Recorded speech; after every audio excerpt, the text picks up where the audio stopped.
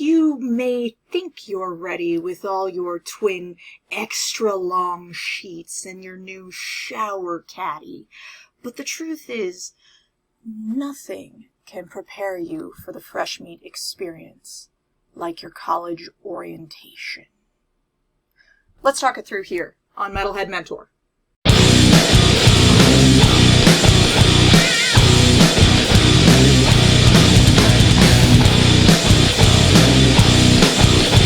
Hello there, and welcome to Metalhead Mentor. I'm Tony, your host and assistant professor of the Dark Arts. In this episode, we'll be discussing fresh meat orientation, that time when new, helpless students arrive on college campuses across the nation to begin their journey of survival. We'll learn a little bit about what orientation is, what it's for, and how to make the best use of your time by marking your territory, gathering intel, and rendezvousing with your fellow campus residents. Colleges will tell you that orientation is all about familiarizing yourself with the layout of the campus and connecting with your fellow freshmen. And that is a large part of it. Schools use it as a time to bury you in information on the campus's resources, programs, and culture, just in case that comes in handy for you sometime in the next 4 years. If you manage to get through orientation without your head spinning from the massive info dump, basically, something has gone horribly wrong. Orientation can last from 1 day up to a whole week, depending on your college and even your individual program. And the timing of it varies too. Most colleges host orientation the week before the semester starts, while others have their orientation for fall earlier in the summer. And others yet hold orientation on a rolling basis. The reason for all this fuss right now as you start your college career isn't only to bore you to death while overloading you with information that you can't immediately use. The idea behind orientation is to give you all the information you could possibly need to survive on campus so that maybe, come finals week, you're still enrolled in your classes and not failing. The catch is, though, that you have to keep some priorities in mind going into your fresh meat orientation, or you will get overrun. Depending on your college, your orientation may be a good chance for you to mark your territory. Whether it's in the middle of summer or right before classes begin, take the opportunity to start making the space your own.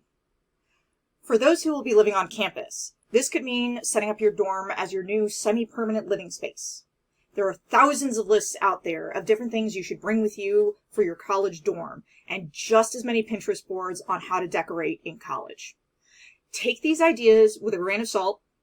Realize that not everything on every list will fit your needs or the living arrangements that you'll have on campus.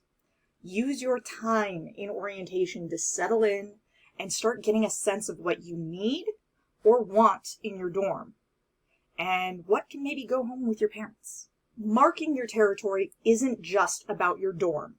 It's about becoming familiar with the campus itself so that you can find your way around to classes, events, and the dining hall, so you don't look like helpless prey when classes start. Often, orientation will involve a walking tour of the campus to help you figure out where the major landmarks are. But you should take some time to do some exploring on your own, to feel comfortable about navigating on your own, and to find what isn't on the campus tour. Once you've got some basic navigation down, you should start adding some places to your mental map where you can study between classes or hang out with friends when your neighbor in the dorm is blasting country music again. Shh. Your second priority in orientation is to gather intel.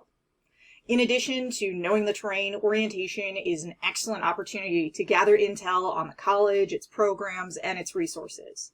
Usually you can get most of this info from a presentation by representatives from each of these areas, where you'll end up drowning in brochures, websites, QR codes, and whatnot. In those presentations, make sure you take note of the things that interest you specifically, are related to your major, or are related to academic support. Even if it's not something you can act on right away, it's good to have it on your radar for when the time comes. Aside from academic programs, orientation is also a great time to gather intel on campus life, like campus events, student organizations, Greek life, and the party scene. You can also learn about the surrounding area. Even though some colleges can be the size of a whole town, it's still nice to escape the bubble every so often. Now, priority 3 with orientation is to rendezvous. Orientation is an important opportunity to start assembling a list of friends. It is often the first time you'll get to meet your roommate and start sorting out your residential situation. You'll also likely get thrown into activities and events meant to help you break the ice with your future incoming fresh meat. As terrible as all this socializing may sound, forming the foundations of your study groups, support networks, and social circles can have a dramatic effect on the next few years of your education. During orientation, you might also become acquainted with the mysterious creatures known as upperclassmen. They often serve the role of orientation leaders, shepherding young, impressionable fresh meat from one event to another.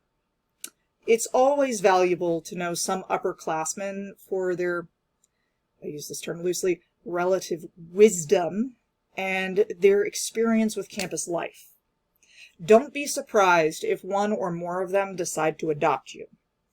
Just like some tarantulas give protection to dotted humming frogs in exchange for pest control, the sophomores, juniors, and seniors you meet might help you navigate your early college life while finding some amusement in your silly fresh meat fumbles. Beyond students, orientation can also often include chances to meet some college employees, such as learning center tutors or registrar office staff. You should familiarize yourself with some of these services and the people who run them, because you may need their help in the near future.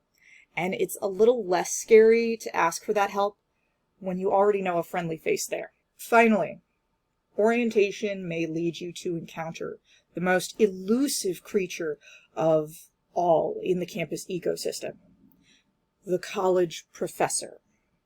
If they are involved in orientation activities, you should use it as an opportunity to ask questions about their field or their classes. If you find one in the wild during the summer, however, perhaps near the faculty offices or in the parking lot, it's best that you do not engage. Avert your eyes, avoid blocking the path to their office, and do not approach. Pray they pass you by without incident, for professors are at their most vicious and unpredictable in the days before the semester begins. There are 2 other considerations to keep in mind with your fresh meat orientation. First, it is possible, nay, even likely, that you will have your parental units with you. No matter how embarrassing you might find your parents normally, remember that they serve a vital function at orientation, taking all the extra stuff you packed but don't need back home with them. Aside from that, most colleges have programming targeted specifically to parents to try to keep them out of your hair and reassure them that you probably won't die. Encourage your parents to participate because they may learn something valuable to them or to you, or at the very least they might chillax. And keep in mind that it's almost definitely the case that someone else's parents will be far more embarrassing than your own. If you do happen to be the student with the world's most embarrassing parental units, well, sorry kid. It had to be someone. Second, a lot of students try to skip out on orientation because they think they won't need it or they're too cool for it. But that will be step 1 in their failure to survive college. Don't be the fresh meat who doesn't have any friends the first day of class and doesn't know where the science building is. Thinking you can figure it all out on your own is a bad habit to get into, especially this early in your college career. The student that skips out on orientation is my bet for who will drop out before midterms. Thank you for joining me for this episode of Metalhead Mentor. If you haven't already, smash those like, subscribe, and share buttons below to spread the word and earn some extra credit. And don't forget your take-home torture on fresh meat orientation. Mark your territory, gather all your intel, and rendezvous with your fellow campus inhabitants, because you never know what resources you will need to survive your fresh meat experience.